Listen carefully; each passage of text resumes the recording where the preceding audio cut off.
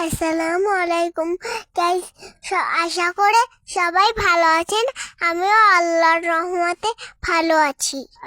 আজকে আমার রান্নাঘরে রান্নাবো শোল মাছ। আমি মাছগুলো কেটে ধুয়ে নিলাম, তারপর আমি মাছগুলো পাটিতে উঠিয়ে নিলাম। মাছগুলো আমি রান্নার জন্য রান্নাঘরে নিয়ে গেলাম।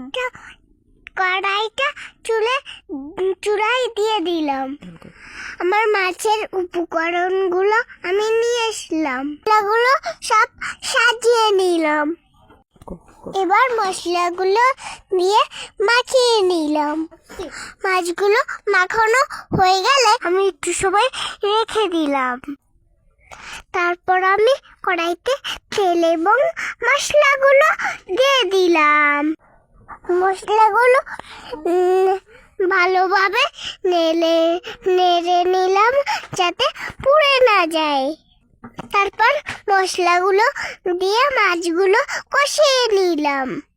তারপর আমি নেড়ে চেড়ে পানি দিয়ে দিলাম। আমার যারা ফ্যান ফলোয়ার আছে সেদেরকে ভালোবাসা অনেক অনেক।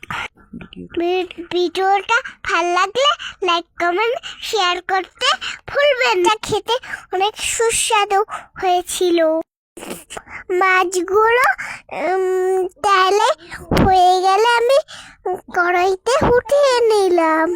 আপনারা খেতে চাইলে চলে আসবেন আমার রান্না করে। আল্লাহ হাফেজ সবাইকে।